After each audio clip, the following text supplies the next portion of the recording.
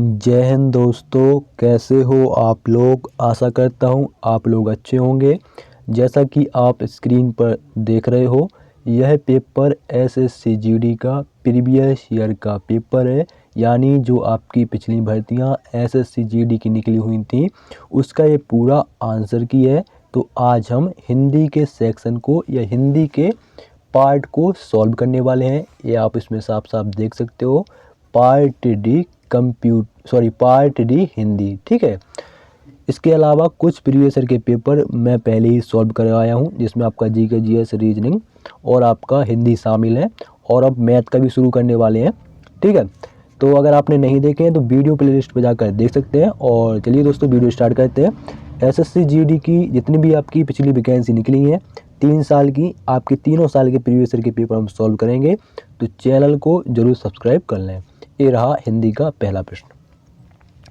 अचला नदी में पानी भरने गई। उपयुक्त वाक्य में कारक संबंधी त्रुटि पहचान कर निम्नलिखित में से शुद्ध वाक्य का चयन कीजिए। तो हम वाक्य जो आपके 4 वाक्य दिए गए हैं या 4 ऑप्शन दिए गए, इसमें से देखेंगे कौन सा शुद्ध है।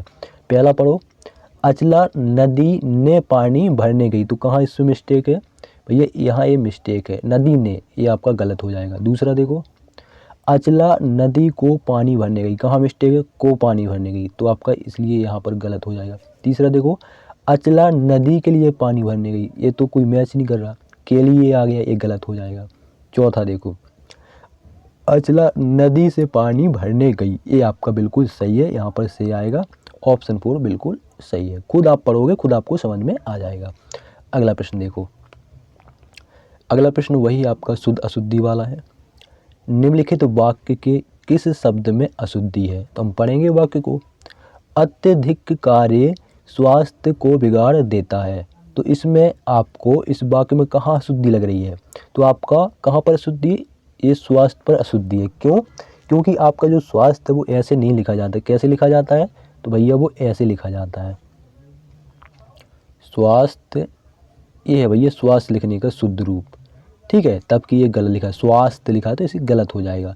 ठीक है, तो यही आपकी त्रुटि है। तो ऑप्शन 4 में दिया गया स्वास्थ्य, ये आपका सही होगा। ठीक है, अगला देखो, अगला प्रश्न है, देखो, धन से संबंध रखने वाला। तो दोस्तों, जो व्यक्ति धन से संबंध रखता है वो क्या कहलाता है, वो आर्थिक कहलाता है, आर्थिक रूप से मजबूत है, धनपति है। ऑप्शन 2 आपका बिल्कुल सही होगा। ठीक है, अगला प्रश्न देखो, और इसमें अगर ऑप्शन भी एक्सप्लेन करोगे तो भैया मालिक तो होगा नहीं, मालिक तो मोटर गाड़ी का, गाड़ी मोटर का भी मालिक हो सकता है। ठीक है, कीमती कोई वस्तु तो है नहीं कि भैया वो धन से संबंध रखने वाला कीमती हो जाएगा, तो वैसे भी गलत होगा। ऑप्शन 2 ही आर्थिक बिल्कुल सही बैठ रहा है।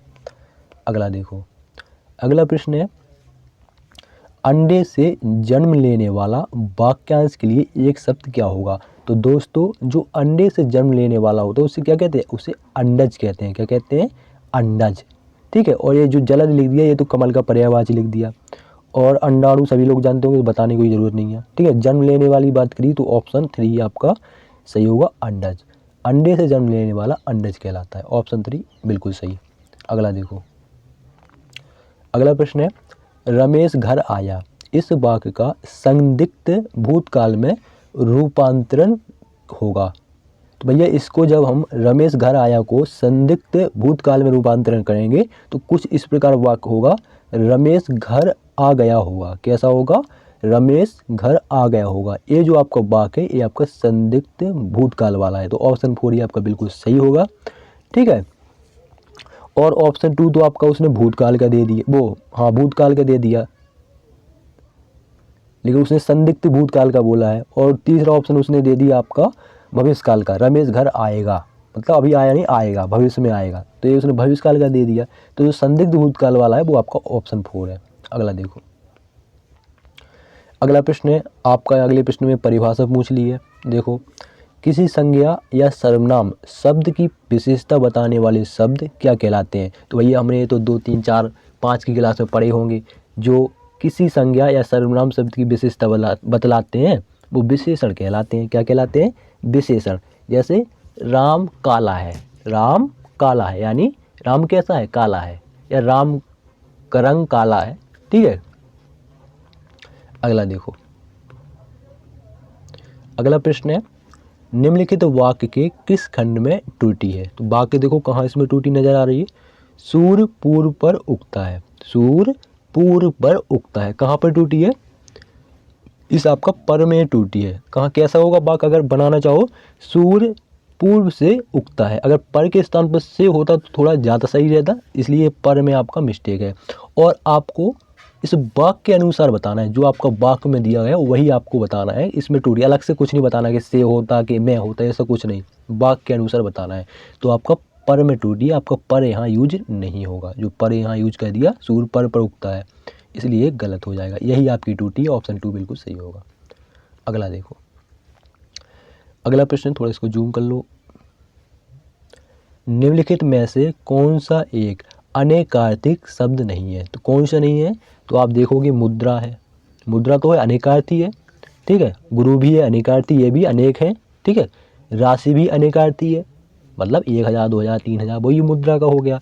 लेकिन बुद्धि आपकी जो है वो आपका अनेकार्थी शब्द के अंदर नहीं आती है, इसलिए ऑप्शन 4 ही आपका सही होगा, बुद्धि। अगला देखो, अगला प्रश्न है, थोड़ा इसको छोटा कर लें। अब देखो, निम्नलिखित वाक्य में रेखांकित खंड के स्थान पर प्रयुक्त होने वाले सबसे उपयुक्त विकल्प का चयन कीजिए। तो हम पढ़ेंगे वाक्य को। विकास और आकाश एक ढाबे पर खाना खाता है, तो खाता के स्थान पर कौन से 4 ऑप्शन में से कौन सा बेस्ट बैठेगा वो आपको बताना है। जैसे हम करेंगे, पहला ऑप्शन एक्सप्लेन करेंगे, विकास और आकाश एक ढाबे पर खाना खाती है, तो ये गलत हो जाएगा, खाती नहीं होगा। दूसरा चेक करो, विकास और आकाश एक ढाबे पर खाना खा चुके हैं, तो ये आपका गलत हो जाएगा। तीसरा चेक करो, विकास और आकाश एक ढाबे पर खाना पाता है, ये भी गलत हो जाएगा। अगर हम ऑप्शन 4 देखें, विकास और आकाश एक ढाबे पर खाना खाते हैं, तो ऑप्शन 4 आपका बिल्कुल सही होगा, ठीक है। बढ़ते अगले प्रश्न की ओर। अगला प्रश्न मुहावरे का है। तो आपका ये निम्नलिखित वाक्य के रिक्त स्थान में सबसे उपयुक्त मुहावरा क्या होगा। तो भैया ये आपको मुहावरा दिया गया है, राहुल अपनी माँ की डैश है। क्या है, राहुल अपनी माँ की ईद का चांद है। बिल्कुल नहीं, ईद का चांद वो होता है, मतलब मान चलो आपका कोई मित्र है और कहीं वो अमेरिका गया और बहुत दिनों बाद आया, तो अब जब वो आएगा तो आप कहने लगते भाई तू तो ईद का चांद हो गया, मतलब बहुत दिनों बाद मिलना, तो ये तो होगा नहीं। गाल बजाना बिल्कुल नहीं होगा, ठीक है, राहुल अपनी माँ की गाल बजाना है, ये तो कोई मैच भी नहीं करेगा, गलत हो जाएगा। चौथा देखो, राहुल अपनी माँ की अकल का दुश्मन है, माँ की अकल का दुश्मन, ये भी गलत हो जाएगा। और दूसरा आप देखो, राहुल अपनी माँ की अंधे की लाठी है, मतलब बुढ़ापे का सहारा है। ऑप्शन 2 बिल्कुल सही होगा, क्या है, बुढ़ापे का सहारा। अगला प्रश्न है, माँ ने पुत्र को अंक में ले लिया। अंक में ले लिया, ये क्या है, अगला देखो, आगे पढ़ो। इस वाक्य में अंक शब्द निम्न में से किस अर्थ को व्यक्त करता है। तो भैया आप खुद ही समझ जाओ, ठीक है, वाक्य से ही समझ जाओ। माँ ने पुत्र को कहाँ ले लिया, गोद में ले लिया है, ठीक है। क्या संख्या में ले लिया, नहीं। गिनती के अंक में ले लिया, नहीं। क्या आँख में ले लिया, नहीं। गोद में आपका 4 ऑप्शन से जो सबसे बेस्ट है वो आपका गोद ही है, बाकी तो आपका मैच ही नहीं कर रहा, इसलिए गोद ऑप्शन 3 बिल्कुल सही होगा। अगला, निम्नलिखित विकल्पों में से पृथ्वी से संबंध रखने वाला वाक्यांश के लिए एक सार्थक शब्द क्या होगा। तो दोस्तों, पृथ्वी से संबंध रखने वाला क्या कहलाता है, पार्थिव कहलाता है। क्या कहलाता है, पार्थिव। ऑप्शन 2 बिल्कुल सही होगा, पार्थिव।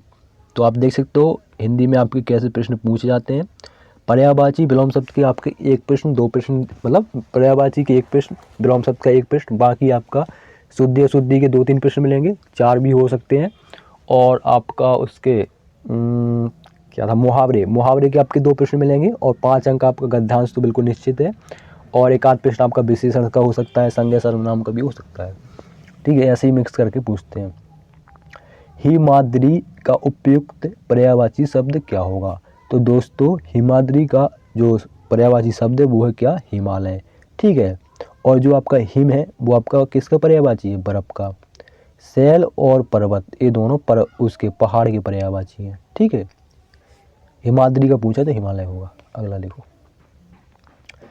अगला फिर आपका विलोम शब्द का है, इसको छोटा कर लें ताकि अच्छे से आ जाए। विकल्पों में दिए गए वाक्य में निम्न शब्द के सही विलोम शब्द का उपयोग हुआ है। तो किस में हुआ है? अपमान, ये आपका शब्द दिया गया है, तो आपका अपमान का विलोम शब्द किस ऑप्शन में दिया गया है ये आपको बताना है।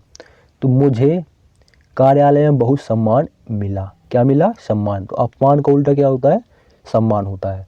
तो ऑप्शन 1 सही हो जाएगा। ठीक है, मुझे बहुत सम्मान मिला, सम्मान नहीं बोला उसने, सम्मान मिला, ठीक, गलत हो जाएगा। मुझे कार्यालय में बहुत अनादर मिला, तो भैया अनादर तो अपमान का ही वो है, पर्यायवाची, ये भी गलत हो जाएगा। मर्यादित किया गया, ये भी आपका अपमान का पर्यायवाची है। तो आपका तीनों ऑप्शन दूसरा, तीसरा, चौथा गलत हो जाएंगे। अपमान का विलोम शब्द होता है सम्मान। ऑप्शन 1 बिल्कुल सही होगा। अगला देखिए, निम्न वाक्य में रेखांकित मुहावरे का उपयुक्त अर्थ दिए गए विकल्पों से चुनिए। ये ध्यान रखना, आप वाक्य को मतलब प्रश्न को पूरा पढ़िए, क्योंकि कहीं कहीं ऐसा भी लिखा जाता नहीं है। मतलब ऐसा कौन सी चीज़ आपको मतलब पूछ लीजिए, इसमें से पूछा विकल्पों में से चुनिए, मतलब कौन सा विकल्प चुनिए। कहीं कहीं पूछ ली कौन सा विकल्प नहीं है, ऐसा प्रश्न ही पूछ लेते हैं। तो इसलिए वाक्य को पूरा पढ़िएगा। पढ़ेंगे हम वाक्य को। उसके शौक तो देखो, सींग कटाकर बछड़ों में मिल रहा है। तो इसका क्या मतलब होगा मुहावरे का? इसका मतलब होता है बूढ़ा होकर बच्चों जैसा काम करना। क्या? बूढ़ा होकर बच्चों जैसा काम करना। ये आपका मुहावरे का अर्थ है। सींग कटाकर बछड़ों से मिल रहा, मतलब सींग कटाकर बछड़ों से मिलना जो आपका मुहावरा है, इसका जो अर्थ है बूढ़ा होकर बच्चों जैसा काम करना। तो ऑप्शन 2 आपका बिल्कुल सही होगा। और अगर आप अदर ऑप्शन एक्सप्लेन करना चाहो, नुकसान उठाकर लाभ की प्रतीक्षा करना, तो नहीं, बिल्कुल गलत।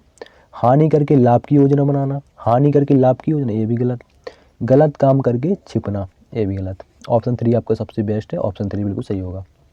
ऑप्शन 3 नहीं, ऑप्शन 2, ठीक है। सबसे बेस्ट नहीं है, इसी का मुहावरे का सही अर्थ है। ठीक है, बेस्ट नहीं है, सही अर्थ है। अगले आपका 5 अंक का एक गद्यांश पूछा ही जाता है। देखो इसको कैसे करते हैं। इसमें आपका खासकर एक तो आपका होता है कि जिसमें आप गद्यांश में खुद आप गद्यांश को पढ़ के और उसमें से प्रश्न दिए रहते हैं, तो प्रश्न में सीधा आप गद्यांश पढ़ के आंसर दे देते हैं। लेकिन इसमें ऐसा नहीं होता। इसमें आपका लॉजिकल जो आपका माइंडनेस है उसको चेक करते हैं। तो आपको माइंड के अनुसार बताना है कि क्या इसमें कौन सा शब्द फिट बैठेगा ऑप्शन के अनुसार। ठीक है, तो पढ़ो आप पैराग्राफ को, गद्यांश को। मनुष्य एक डैश प्राणी है। कैसा प्राणी है? राजनीतिक प्राणी है कि साहित्यिक प्राणी है कि सामाजिक प्राणी है कि पौराणिक प्राणी है कि पौराणिक प्राणी है? कैसा है? सामाजिक प्राणी है। ऑप्शन 3 बिल्कुल सही होगा। अगला देखो, खुद से जवाब बनाना है, ठीक है ना, मतलब ऑप्शन में आपको खुद सोचना है कि कौन सा सही होगा। तो पढ़ेंगे हम इसको, थोड़ा इसको छोटा कर लें ताकि आ जाए अच्छे से। हाँ अब ठीक है। देखो, इसका अर्थ है कि वह डैश जिए और दूसरों को भी जीने दे। मतलब इसका अर्थ है स्वयं जिए और दूसरों को भी जीने दे। क्या तुम जिए और दूसरों को भी जीने दे? तो ये तो मैच ही नहीं कर रहा। बाकी अपने आप जिए और दूसरों को भी जीने दिए, तो ये नहीं होगा। हम जिए, ये होगा नहीं, हम तो आएगा ही नहीं। तो स्वयं जिए और दूसरों को भी जीने दिए। ऑप्शन 3 बिल्कुल सही होगा। अगला देखो, अगला है आपका, यहाँ से पढ़ लो। वह अपने सुख दुख के साथ दूसरों के सुख दुख की ओर भी क्या करता है? ध्यान दें।